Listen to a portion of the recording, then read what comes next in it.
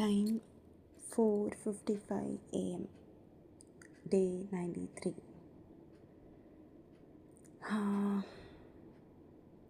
நல்லா தூங்கினேன். நிறைய இடையில எழுந்திரிச்சேன், பட் நல்லா தூங்கினேன். 9:30க்கு அலாரம் வச்சேன். 10 AM தட்கல் புக் பண்ணேன். ஆனால் 11:20க்கு எந்திரிச்சிட்டு சும்மா பார்த்தேன், தட்கல் இருந்துச்சு, புக் பண்ணிட்டேன். கோரமண்டல் எக்ஸ்பிரஸ். அதுக்கப்புறம் மறுபடியும் தூங்கிட்டேன். அப்புறம் லாகின் பண்ணிவிட்டு மறுபடியும் தூங்கிட்டேன். 4:30க்கு தான் எந்திரிச்சேன். என்னாச்சு தெரியல, செம்ம டயர்டு. அதுக்கப்புறம் பேக்கு பேக்கிங்கு, பேக் பேக் பண்ணி எழுதி வைக்கிறது, ரொம்ப நேரம் டோபிட்ட பேசினேன். எனக்கு மெட்ராஸ் யூனிவர்சிட்டியில் அட்மிஷன் கிடைக்காது போல். லைக் பிஜிக்கு அப்புறம் 4 years எனக்கு கேப் இல்லை. கேப் வேணுமா? 1700 போச்சு தான் நினைக்கிறேன். கஷ்டமாக இருக்குது. இனி வேறு ஏதாவது யூனிவர்சிட்டி தான் ட்ரை பண்ணணும். ரீஃபண்ட் கேட்டிருக்கேன், ஆனால் அவங்க ரெஸ்பாண்ட் கூட பண்ணல மெயிலில்.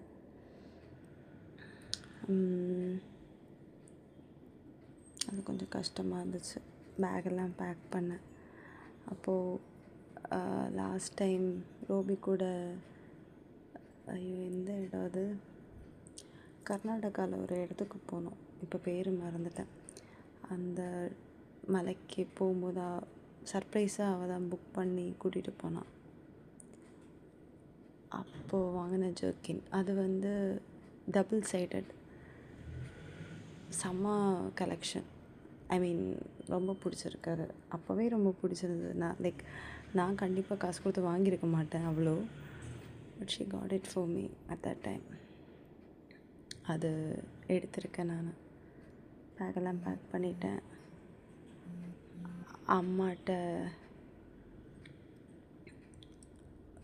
அம்மாட்ட சொன்னேன், அப்பாட்ட சொன்னேன். அவங்க ட்ரிப்பெல்லாம் போனால் பத்திரமா போயிட்டு வா. எங்கள் அம்மா இந்த தடவை கோவமே படலை, ஏன்னு தெரியல.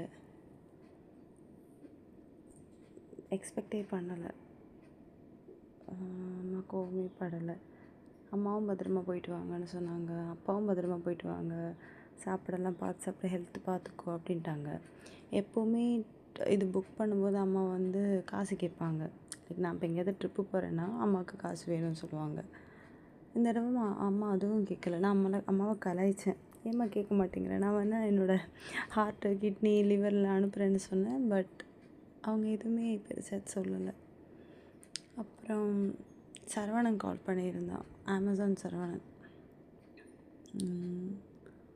அவன் 2 days முன்னாடி கால் பண்ணாலும் திருப்பி கால் பண்ண மறந்துட்டேன். அது ஞாபகம் வந்துட்டு அவன் நேற்று நைட்டு தான் கால் பண்ணேன். அவன்கிட்ட கொஞ்சம் நேரம் பேசினேன். அப்புறம் என் மச்சான் கால் பண்ணியிருந்தார். ZEE5 ஓடிபி கிடைக்குமா, சப்ஸ்கிரிப்ஷன் இருக்கா, அந்த மாதிரி கேட்டுட்டு.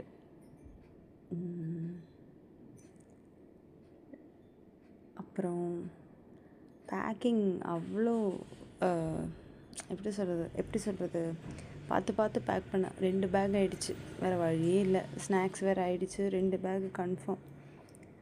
சரி, போயிட்டு வந்துட்டு நான் வீடு க்ளீன் பண்ண வேண்டிய நிலமை வரும்னு பார்த்தா, ஒரு இங்க் பாட்டில் வாங்கி வச்சுருந்தேன், ink pen, fountain pen use பண்ணுறதுக்கு. அது ஏதோ ஒரு பூனை, எந்த பூனைன்னு தெரியல, அதுங்க விளையாடி அது கீழே போட்டு அந்த இங்கில் ஜோசி காலை வச்சு வீடு ஃபுல்லாக பாப்ரின்ஸ். Oh my God! அதெல்லாம் போய் மாப் போட்டு சுத்தம் பண்ணி செம்ம டயர்ட் ஆகிட்டேன். தூங்கவே இல்லை. கஞ்சியும் வெண்டைக்காய் ஃப்ரையும் தான் நான் சாப்பிட்டுட்டே இருந்தேன். அப்புறம் ரோபீஸ் டோஸ்ட் சாப்பிட்டேன். ப்ரெட் இருந்துச்சு, சரி நான் போயிட்டு வரதுக்குள்ளே எக்ஸ்பயர்ட் ஆகிடும்னு சொல்லி அதையும் சாப்பிட்டேன். பக்காவாக ரெடியாக இருக்கேன் போகிறதுக்கு. நல்லபடியாக போகணும்.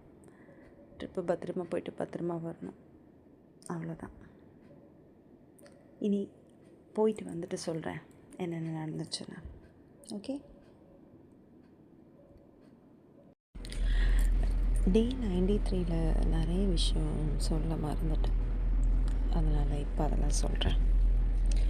ஃபஸ்ட்டு வந்து அவுட் ஆஃப் ஆஃபீஸ் இமெயில். சரி, நம்ம தான் ட்ரிப்பு போகிறோமே, நம்ம கை வாய் தான் சும்மா இருக்காதே அப்படின்னு அவுட் ஆஃப் ஆஃபீஸ் இமெயில் போட்டேன். என்னென்ன தெரியுமா? Hello, thank you for your email. As part of a strategic stress reduction initiative, I have temporarily transitioned from Assistant Manager Process Excellence to Tourist Process Avoidance.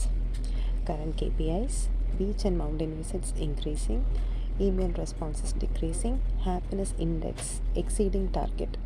Normal operations will resume sooner. இப்படி போட்டுட்டு email அனுப்பிட்டேன். Out of office email set பண்ணிட்டேன். அப்புறம் சந்தூருக்கு அனுப்பினேன். சந்தோரே கலாய், சரி நீ போயிட்டு வா, போயிட்டு வரும்போது ரெசிக்னேஷன் இமெயில் இதே மாதிரி ரெடி பண்ணி வை, சும்மாவே இருக்க மாட்டேல்ல அப்படின்னு சொல்லிட்டு கலாய்ச்சார். அப்புறம் எனக்கு ரொம்ப க்யூரியஸாக இருந்துச்சு. நான் வேறு ஜோசின்னு வேறு பேர் வச்சிட்டேன்னா, கேர்ளா பாய்னு தெரியல. கேர்ள்னு நினச்சி தான் வச்சேன். ஒரு வேளை என்ன அது ரொம்ப துருத்துருன்னு இருக்குது, பாயாக இருக்குமோன்னு ஒரு டவுட்டு. அப்புறம் சாட்ஜிபிட்ட கேட்டேன், ஃபோட்டோ எடுத்துகிட்டு பார்த்தா ஜோசிக்களே தான். ரொம்ப சந்தோஷம். அப்புறம் ரூபி வாங்கி கொடுத்த அந்த ப்ளூ க்ரீன் அந்த மிக்ஸ் கலர் அந்த சாரீ ஸ்டேட்டஸ் போட்டிருந்தேன். நிறைய பேருக்கு ரொம்ப பிடிச்சிருந்தது. லைக் நந்திதா எல்லாம் வந்து லைக் பண்ணிட்டா ஸ்டேட்டஸ். நான் எக்ஸ்பெக்டே பண்ணல. நந்திதா என்னோடய +2 கிளாஸ்மேட், ஃப்ரெண்டும் தான், நல்ல ஃப்ரெண்டு தான். அவன் கல்யாணத்துக்கெல்லாம் போனேன் நான். கல்யாணத்துக்கு இல்லை, கல்யாணத்துக்கு போகிறேன்னு சொல்லிட்டு கல்யாணத்துக்கு தரையினால தான் போனேன். ரொம்ப நல்ல பொண்ணு, படிப்பிஸ்ட். அப்போவே பிஹெச்டி முடிச்சிட்டான். அதுவும் மேத்தமேட்டிக்ஸில் பிஎஸ்சி மேத்தமேட்டிக்ஸ், எம்எஸ்சி மேத்தமேட்டிக்ஸ் முடிச்சு பிஹெச்டி முடிச்சிட்டான். இப்போ டெஹ்ராடூனில் ப்ரொஃபஸராக இருக்கான். அப்புறம் முகேஷுக்கும் பிடிச்சிருந்தது, நிறைய பேருக்கு பிடிச்சிருந்தது. நான் எக்ஸ்பெக்டே பண்ணலை. ரோபிக்கு தான் தேங்க்ஸ் சொல்லணும். ஏன்னா அவள் தான் செலக்ட் பண்ணான். ஃபஸ்ட்டு அவள் கொடுக்கும்போது எனக்கு பிடிக்கவே இல்லை. என்னடா இது சாரி அம்மா கொடுக்குறான்னு தான் நினச்சேன். அப்புறம் நல்ல வேலை, அது ரோபி கொடுத்ததுனால நான் வந்து கட்டினேன். ஆனால் அவுட்புட் வந்து சூப்பராக இருந்துச்சு. ரோபிக்கு தெரியும் எனக்கு என்னென்ன சூட் ஆகணும்னு. ஸோ அவளுக்கு அதுக்கு அவளை அப்ரிஷியேட் பண்ணி தான் ஆகணும். வேறு சிவா கிட்ட பேசியிருந்தேன், சூப்பராக இருந்துச்சு. ஒரு விஷயம் என்னை ரொம்ப இமோஷனலாக டச் பண்ணிடுச்சு. லைக் அவர் என்ன அன்னைக்கே வந்து வீட்டுக்கு கூப்பிட்ருந்தாரு. நான் அப்போ கேட்டிருந்தேன், ஏன் என்னை வீட்டுக்கு கூப்பிட்டீங்க அப்படின்னு. அப்போ சொல்கிறேன், தப்பாக நினச்சிக்காதீங்க, நீங்கள் தனியாக இருக்கீங்க, நீங்கள் சாப்பிட்டீங்களா தூங்குனீங்களாலாம் கேட்க பக்கத்தில் யாருமே இருக்க மாட்டாங்க. நீங்கள் ஒரு நாள் வீட்டுக்கு வாங்க, எங்கள் அம்மா உங்களுக்கு பிடிச்ச மாதிரி வெஜ்ஜெல்லாம் நல்லா சமைப்பாங்க, நல்லா சாப்பிடுங்க அப்படின்ட்டாரு. நான் அப்போ யோசித்தேன், யாருடா இந்த காலத்தில் இப்படியெல்லாம் பேசுவா, கூப்பிடுவா வீட்டுக்கு? நானே ஒரு மனுஷனை வீட்டுக்கு கூப்பிட மாட்டேன். நான் எனக்கு சமைக்கிறதே பெரிய விஷயம். பட் சமைச்சு கொடுப்பேன் தான், இல்லைன்னு இல்லை. பட் ஆன் ஆயிடுச்சு. எங்கள் அம்மா அப்பா கூட என்ன இடைக்கு எப்போ வீட்டுக்கெல்லாம் கூப்பிட மாட்டாங்க. நானாக தான் கேட்கணும். என்ன பார்க்கணுன்னுலாம் தோணாதில்ல உங்களுக்கெல்லாம் அப்படின்னு சொல்லி நான் தான் கேட்கணும்.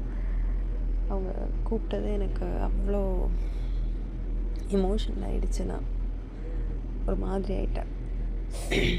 அதான், அவ்வளோதான் டேட்டா.